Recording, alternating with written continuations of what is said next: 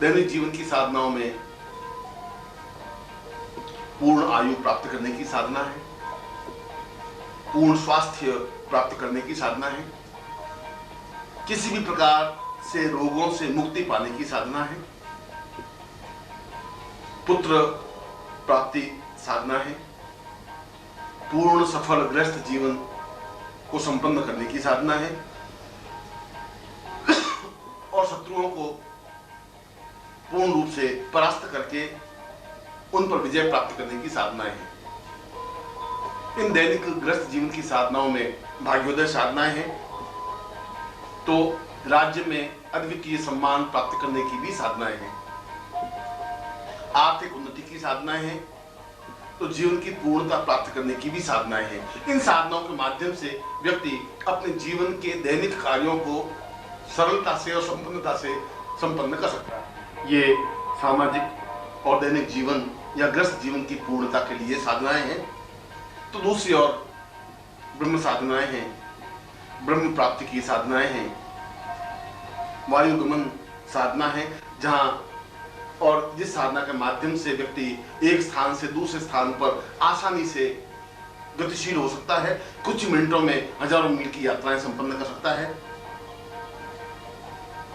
पूर्ण वैचारिक साधना है, जिसके माध्यम से कैसी भी स्थिति में, सर्दी, गर्मी या बरसात में भी पूर्ण सुरक्षित और स्वस्थ बना रह सकता है। ऐसी साधनाएं हैं जिसमें बर्फ पे कई वर्षों तक बैठ करके भी साधनाएं संपन्न की जा सकती हैं और उसके शरीर पर किसी प्रकार का व्याघात उत्पन्न नहीं होता, सर्दी नहीं लगती। तड़कती हुई भट्टी में बैठ करके भी साधनाएं संपन्न की जा सकती हैं, उसके शरीर को किसी प्रकार की आंच नहीं आती। श्रेष्ठतम अप्सराएं साधनाएं हैं, जिसके माध्यम से अप्सरा सामने नृत्य करे और पूर्ण धन, वैभव, यश, सम्मान, पद प्रतिष्ठा प्रदान करे। और इस प्रकार से ऐसी कई साधनाएं हैं जिसको हम सोच भी नहीं सकते, विचार भी नहीं सकते, कल्पना भी नहीं की जा सकती।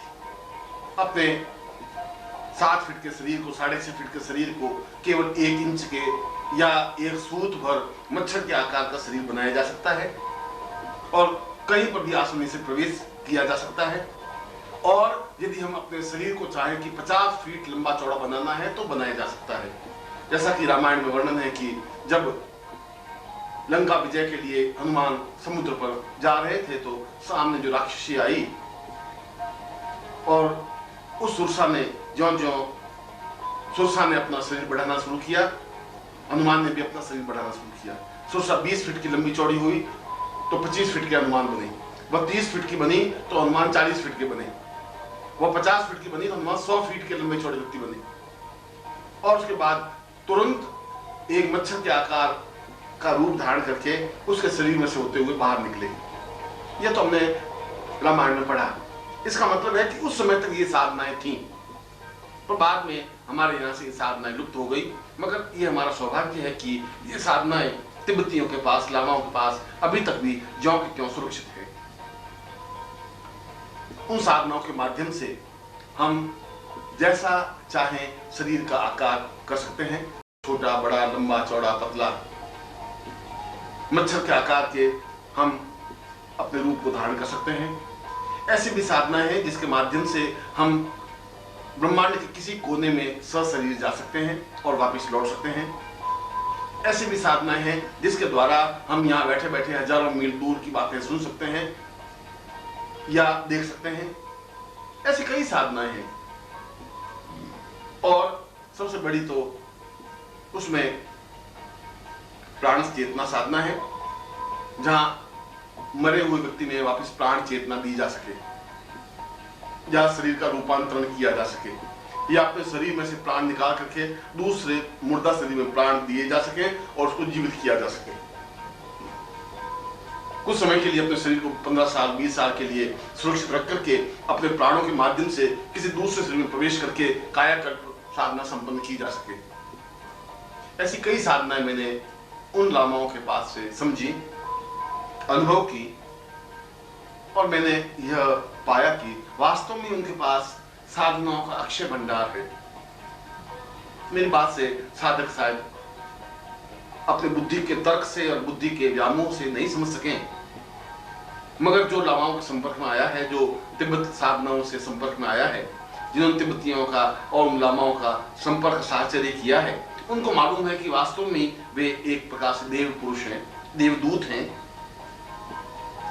जो अपने आप में अद्वितीय हैं। साधनाओं के माध्यम से भी, प्रेम के मामले में भी, स्नेह के मामले में भी, सामीप्यता के मामले में भी और एक दूसरे की सहायता करने के मामले में भी।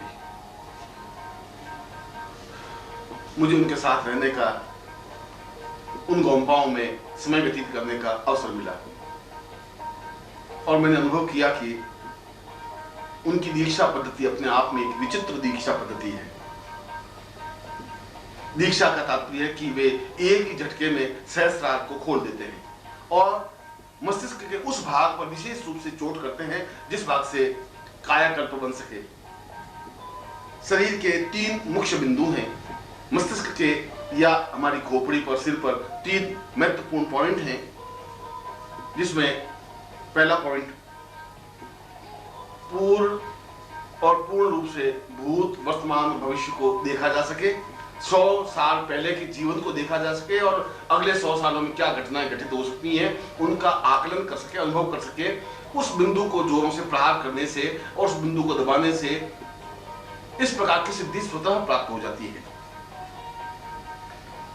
मस्तिष्क का दूसरा भाग या दूसरी एक नाड़ी, चेतना नाड़ी कही जाती है, उस पर प्रहार करने से स्वतः कायाकल्प हो जाता है और एक वृद्ध व्यक्ति भी अपने आप में तरुण, यौवनवान, स्फूर्तिवान, चैतन्य बन जाता है।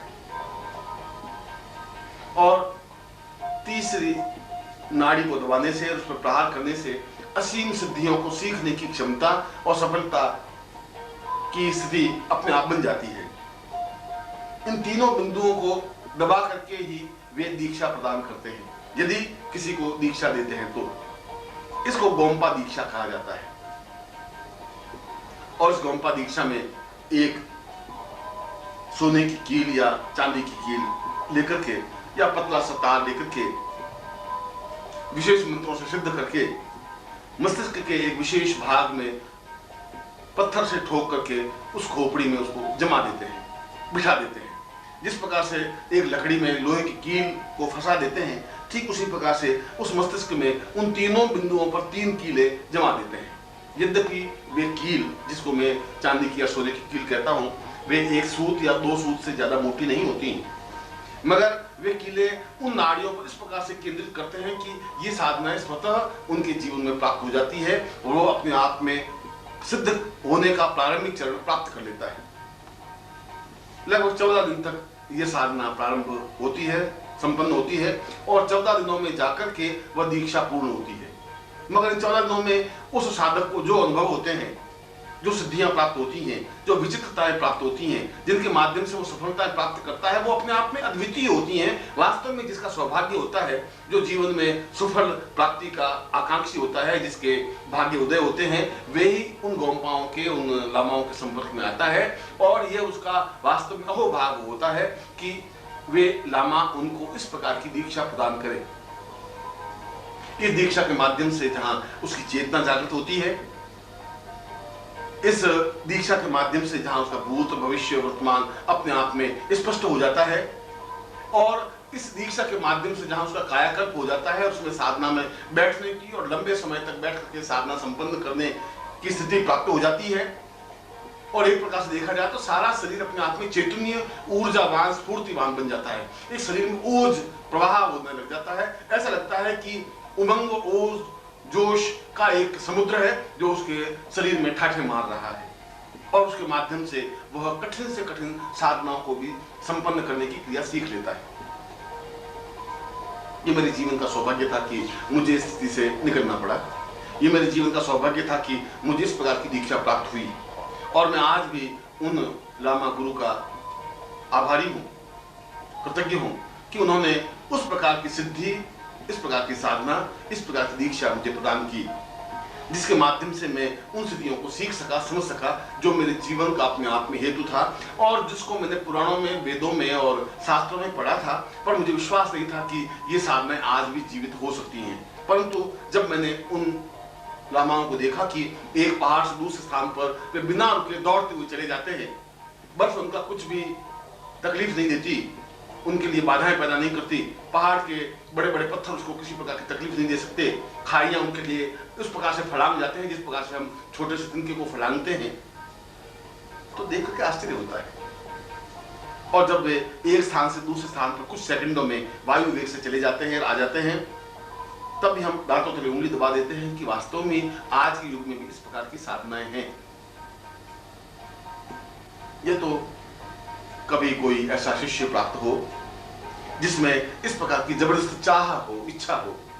यह शायद मेरे जीवन में ऐसा भाग्य नहीं है, या शायद मेरे जीवन में अभी ऐसा कोई शिष्य प्राप्त नहीं हो सका है जिसमें ऐसी उत्कट चाह हो कि वह इस प्रकार की लामाओं की साधना को सीखने की कोशिश करे, वो आए, इस प्रकार की दीक्षा प्राप्त करे और उन लामाओं के मंत्रों के माध्यम से, उन गोंपाओं के मंत्रों के माध्यम से उन विशिष्ट साधनाओं को, सिद्धियों को सीखे और जीवित जागृत व्यक्तित्व बन सके, पुस्तक बन सके, जिसके माध्यम से यह पुस्तक, ये ग्रंथ, यह साधना जीवित रह सके।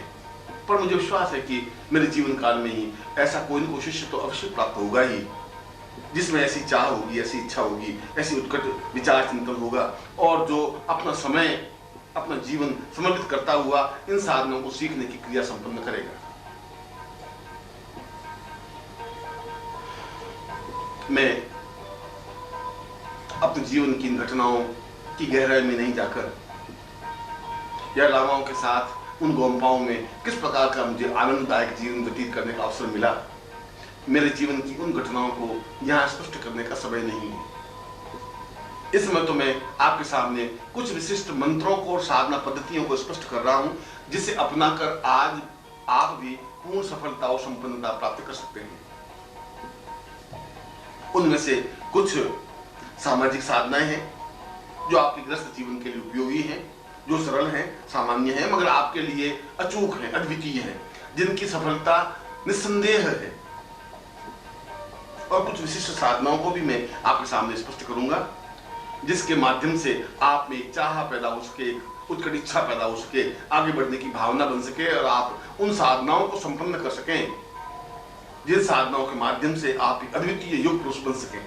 सद्गुरुदेव डॉक्टर नारायण दत्त श्रीमाली जी के दुर्लभ वीडियोस, पुस्तक, पत्रिका एवं साधना की निःशुल्क दीक्षा प्राप्त करने के लिए नीचे लिखे हुए नंबर पर वीरल पटेल जी को व्हाट्सएप पे अपना नाम और अपने शहर का नाम लिखकर भेजें।